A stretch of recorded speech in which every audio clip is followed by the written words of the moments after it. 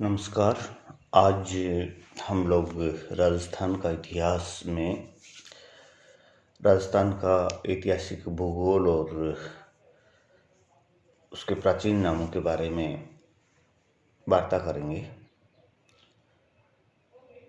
संपूर्ण राजस्थान के लिए पहले किसी एक नाम का प्रयोग होना नहीं पाया जाता है। उसके कितने ही भागों के प्राचीन तथा मध्य युग में भिन्न भिन्न नाम थे और उसके भिन्न कुछ भाग अन्य प्रदेशों के अंतर्गत भी आते थे।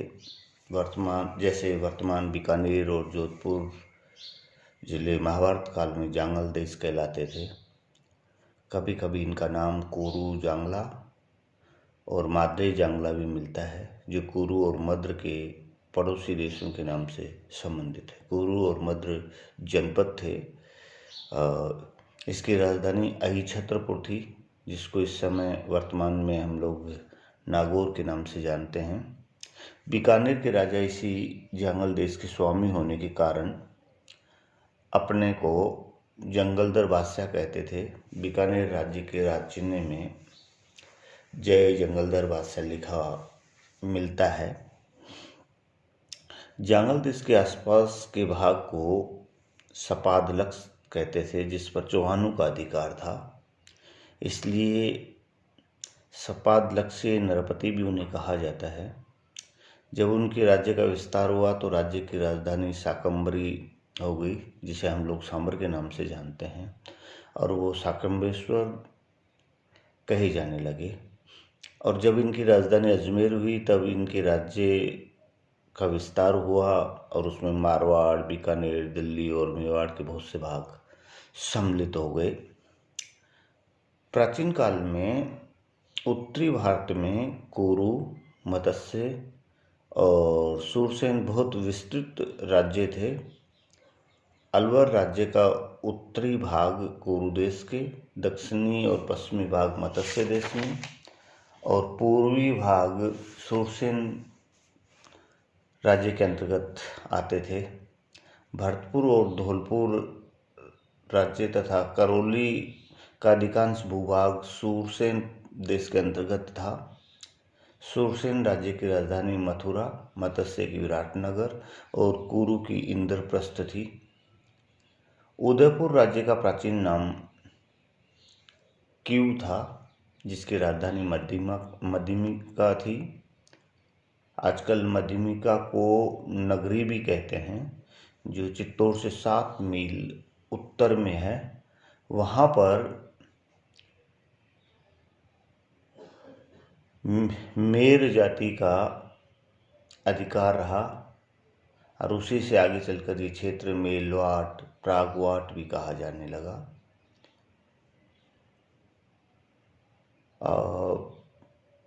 डूंगरपुर बांसवाड़ा के क्षेत्र को बागड़ कहा जाता है और आज भी उसी नाम से उस क्षेत्र को जाना जाता है। जोधपुर के राज्य को मरु, फिर मरुवाड़ और बाद में मारवाड़ कहा जाने लगा। जोधपुर के दक्षिणी भाग को गुजराता कहते थे। सिरोही के हिस्से की गणना आबू देश में होती थी। जैसलमेर राज्य का पुराना नाम माड मिलता है हमें, और कोटा और बूंदी को हाड़ौती कहा जाता था। झालावाड़ और टोंक जिले के छबड़ा, प्रावा और सिरोंज मालव प्रदेश के मालवा के अंतर्गत आते थे। इस प्रकार भौगोलिक विशेषताओं को लेकर भी राजस्थान के कुछ भागों के नाम हमें मिलते हैं। उदाहरण के लिए माही नदी के आसपास वाले प्रतापगढ़ के भूभाग को कांटल या कांटल प्रदेश कहा जाता था, क्योंकि वह माही नदी के कांठे अर्थात किनारे या सीमा पर स्थित था। प्रतापगढ़ और बांसवाड़ा के बीच के भाग में 56 ग्राम समूह थे। उस क्षेत्र को उसके आधार पर 56 कहा जाता था। डूंगरपुर और बांसवाड़ा के बीच के भाग को मेवल और देवलिया और मेवल के निकट के प्रदेश को मंडल कहते थे, क्योंकि एक स्वतंत्र मंडल था ये।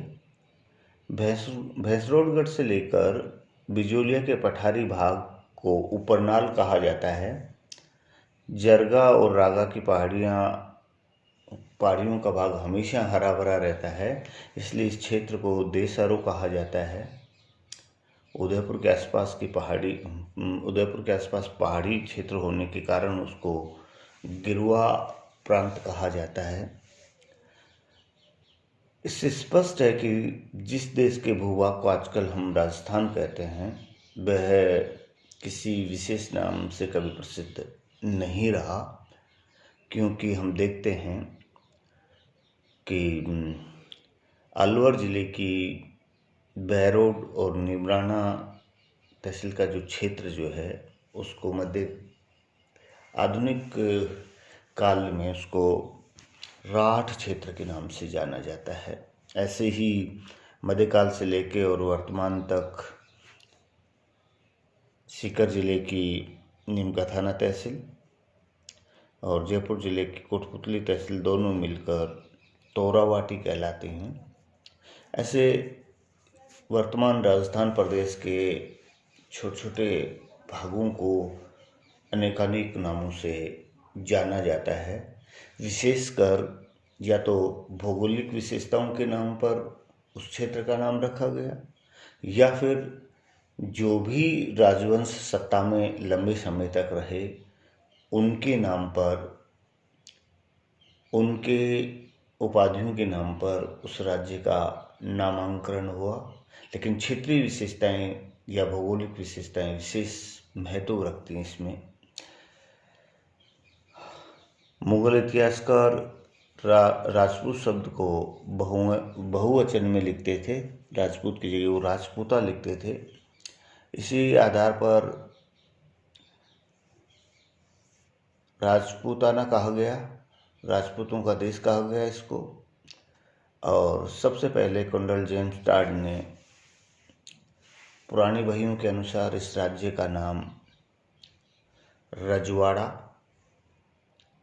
राजस्थान, जो राजाओं या उनके राज्यों का सूचक था। ख्यात लेखकों ने भी राजस्थान शब्द का प्रयोग किया था, लेकिन आगे चलकर सारे राज्य के लिए इस लौकिक रूप को बदलकर राजस्थान शब्द प्रयुक्त किया जाने लगा और आज भी एक इकाई के रूप में इसी नाम से यह राज्य विख्यात है। मूलतः जब भारत आज़ाद हो रहा था उसके साथ में ही राजस्थान के एकीकरण की प्रक्रिया प्रारंभ हुई, जो 1 नवंबर 1956 को पूर्ण हुई और राजस्थान राज्य का एक नक्शा, एक आकृति उभर कर सामने आता है। हम भौगोलिक अवस्था की अगर बात करें तो राजस्थान आकार में विषमकोणीय चतुर्भुज है, जिसके उत्तरी, पश्चिमी, दक्षिणी और पूर्वी कोणों में बीकानेर, जैसलमेर, बांसवाड़ा तथा धौलपुर की सीमाएं मिलती हैं। इसके पश्चिम में तथा उत्तर पश्चिम में पाकिस्तान, उत्तर पूर्व में पंजाब, उत्तर पूर्व और पूर्व में उत्तर प्रदेश और पूर्व में मध्य प्रदेश और गुजरात, दक्षिण में गुजरात। ये समूचा राज्य लगभग 22.3 डिग्री से 30.12 डिग्री उत्तरी अक्षांश और 69.30 डिग्री से 78.17 डिग्री पूर्वी देशांतर के बीच फैला हुआ है। और राजस्थान राज्य का क्षेत्रफल लगभग 1,32,147 वर्ग मील में है। राजस्थान के एकीकरण में 18 राज्यों, 3 ठिकानों और बाद में अजमेर का विलीनीकरण हुआ। वर्तमान में 33 जिले हैं राजस्थान में। जिन 18 राज्यों की बात की जाती है, जिनको मिलाकर राजस्थान का निर्माण किया गया 1949 से लेकर 1956 के मध्य, उनमें मुख्यतः जोधपुर, बीकानेर, जैसलमेर, अलवर, जयपुर, भरतपुर, धौलपुर, करौली, बूंदी, कोटा, झालावाड़, प्रतापगढ़, बांसवाड़ा, डूंगरपुर, उदयपुर, सिरोही, किशनगढ़ और टोंक। ये 18 स्टेट थे, 3 ठिकाने थे। इन सबको मिलाकर राजस्थान का एकीकरण किया गया। इस राज्य की आंतरिक स्थिति पर जब हम नज़र डालते हैं तो इसकी बनावट के आधार पर 5 प्राकृतिक भाग दिखाई देते हैं। राजस्थान को 5 क्षेत्रों में बांटा जाता है: पर्वतीय प्रदेश, पठारी भाग, मैदानी हिस्सा, मरुस्थलीय भाग तथा नदियों का प्रसार। यदि इन प्राकृतिक भूभागों की जलवायु, वर्षा, वनस्पति और उपज के संदर्भ में अध्ययन किया जाए तो स्पष्ट हो जाएगा कि राजस्थान की भौगोलिक अवस्था का प्रभाव ऐतिहासिक घटनाओं और यहाँ के राजनीतिक एवं सांस्कृतिक जीवन पर विशेष रूप से परिलक्षित होता है। क्योंकि संपूर्ण राजस्थान को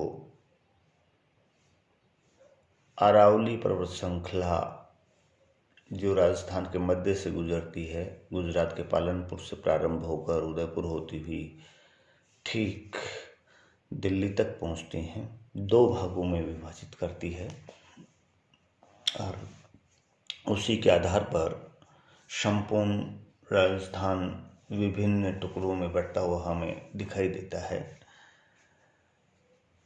राजस्थान की पर्वत श्रेणियाँ इस राज्य को 2 प्राकृतिक भागों में विभाजित करती हैं, जिनको पश्चिमी और पूर्वी विभाग कह सकते हैं। और ये पर्वत श्रेणियाँ जो हैं वो अरावली के नाम से प्रसिद्ध हैं। ये पहाड़ श्रृंखलाबद्ध उदयपुर, बांसवाड़ा, डूंगरपुर तथा प्रतापगढ़ में चौड़े हो गए और आबू में गुरु शिखर पर सबसे ऊंचे हैं। इसकी एक श्रेणी मांडलगढ़ से चलकर बूंदी, कोटा, झालावाड़ तक फैल गई। जोधपुर में अरावली विलग पहाड़ियों के रूप में तथा जैसलमेर में ऊंचे ऊंचे टेलों के रूप में दिखाई देती है।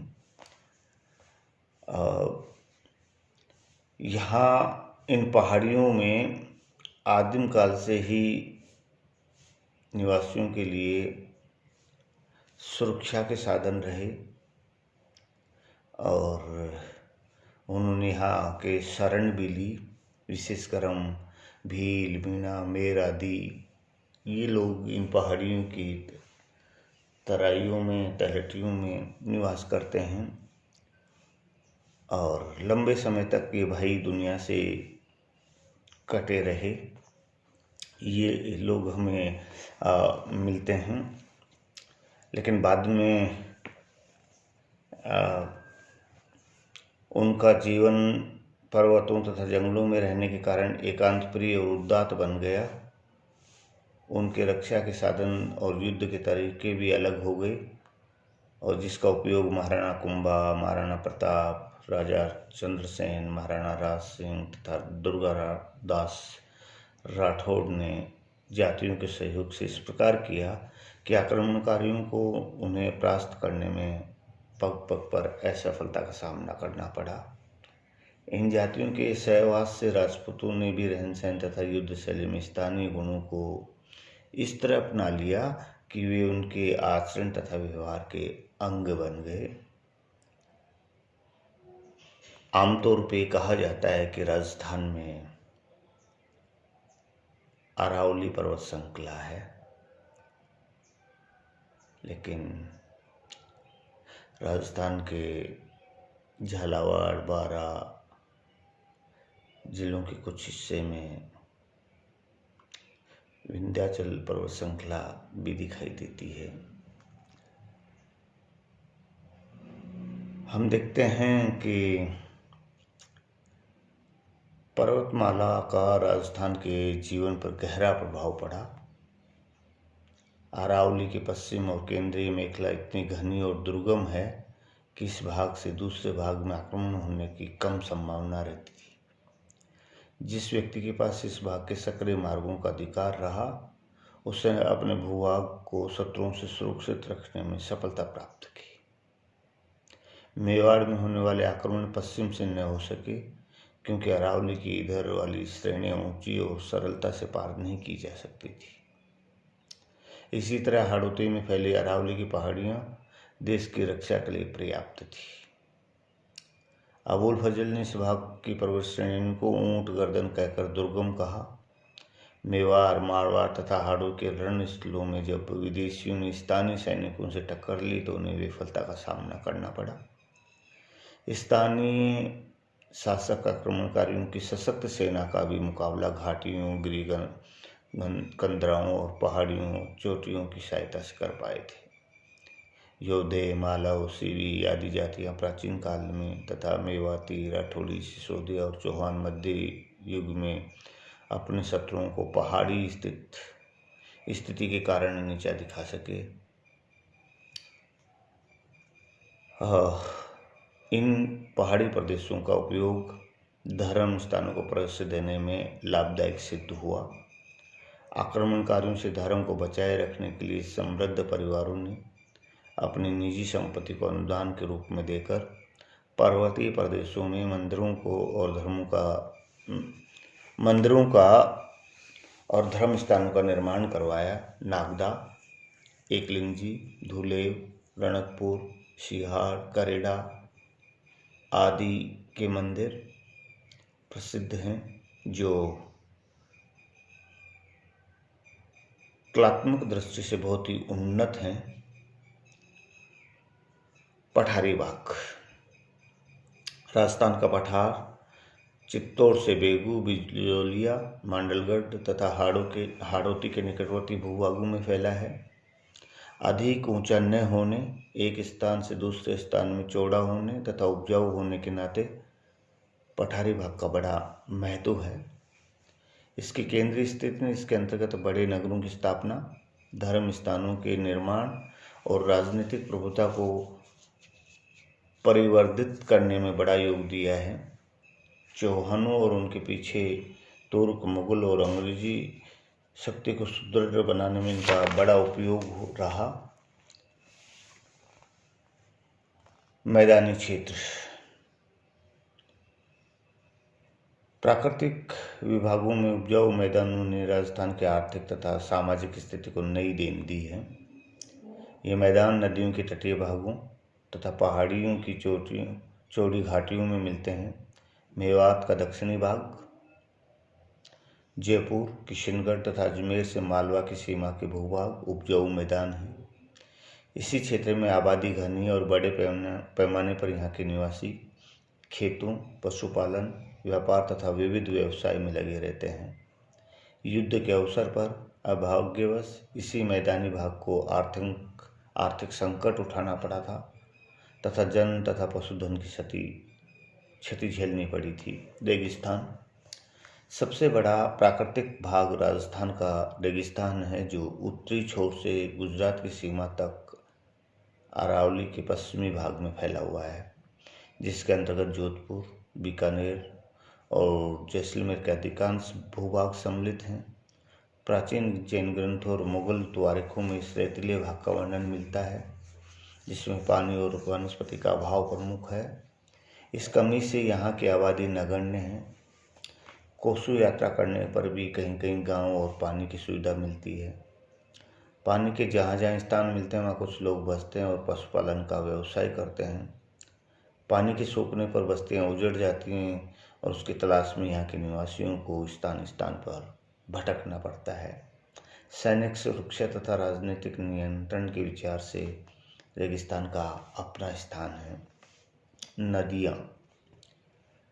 नदियों की स्थिति, राजस्थान में नदियों के बहाव से उसके चारों ओर के ढलाव का अनुमान हो सकता है। उत्तरी पश्चिमी ढलान की नदियों में सरस्वती और द्रष्टति प्रमुख हैं। जिनके आसपास प्राचीन भारतीय संस्कृतियों का विकास हुआ, समय के साथ लुप्त हो गई। समयांतर में ये नदियाँ सूख गई और अब यहाँ केवल बरसाती नदी के रूप में घग्गर बहती हुई दिखाई देती है। दक्षिणी पश्चिमी ढलान की नदी में लूनी प्रमुख है, जो इस भाग की अधिक उपज का साधन है। और सबसे बड़ी नदी चंबल, जो मध्य प्रदेश से चलकर राजस्थान के उत्तरी पूर्वी भाग में बहती हुई यमुना में जा मिलती है।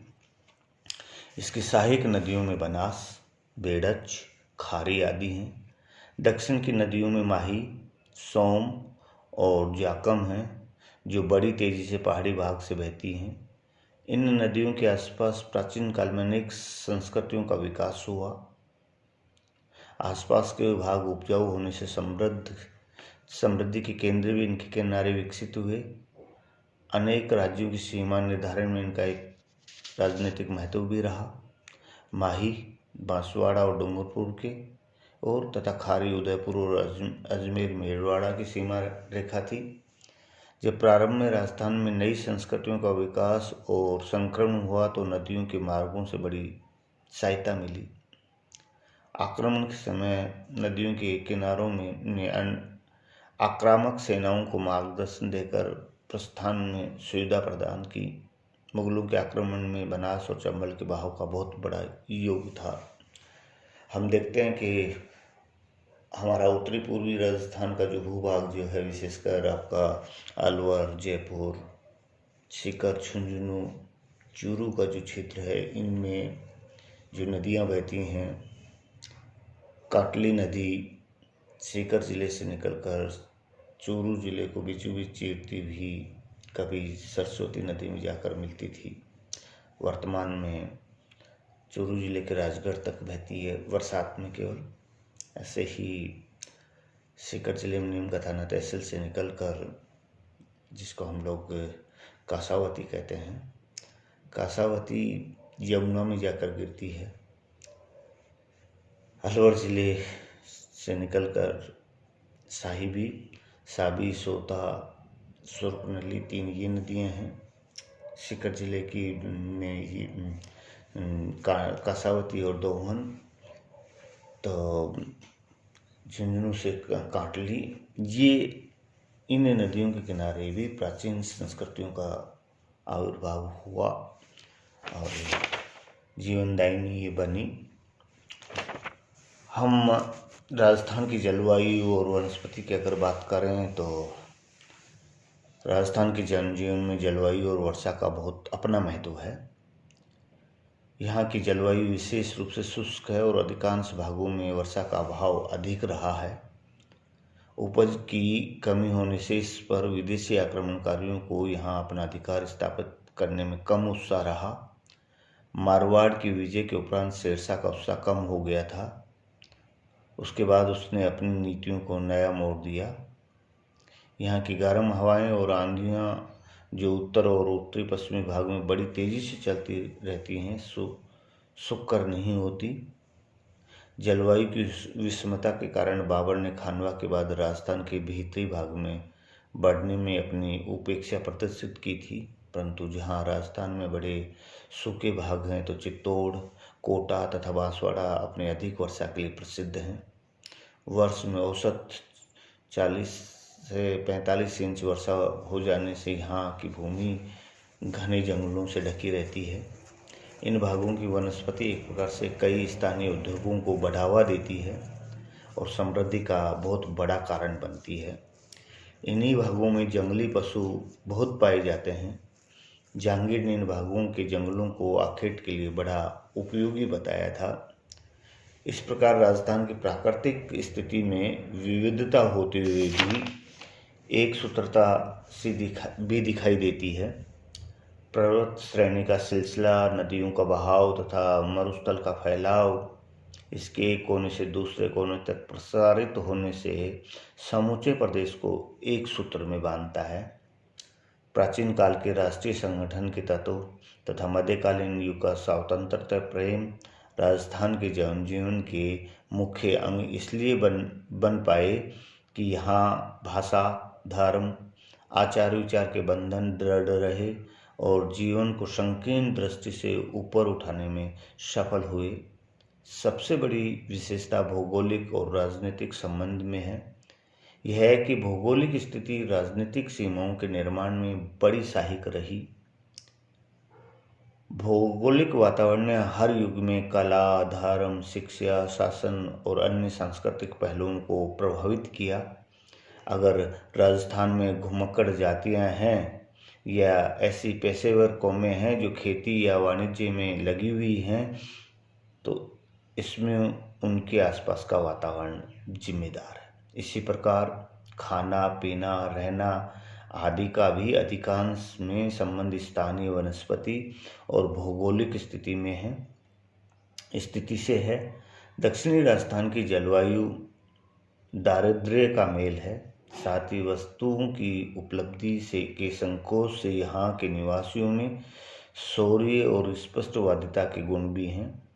उत्तर पूर्व के भाग की समृद्धि ने वहाँ के निवासियों में एक निश्चिंतता और सुख से जीवन बिताने की प्रवृत्ति को बढ़ावा दिया है। हम जानते हैं कि किस प्रकार मेवाड़ के शासक और उसकी प्रजा अपनी आर्थिक स्थिति संतोषजनक न होते हुए पीढ़ियों तक मुगलों से टक्कर लेते रहे, जबकि जयपुर आदि राज्यों ने परिस्थिति के अनुसार अपना भविष्य निर्धारित करके मुगलों से संबंध स्थापित कर लिए। इस संबंध में ये कहना ठीक ही है कि ऐसी भौगोलिक वास्तविकता और उसका प्रभाव राजस्थान के जनजीवन पर पर्याप्त मात्रा में है।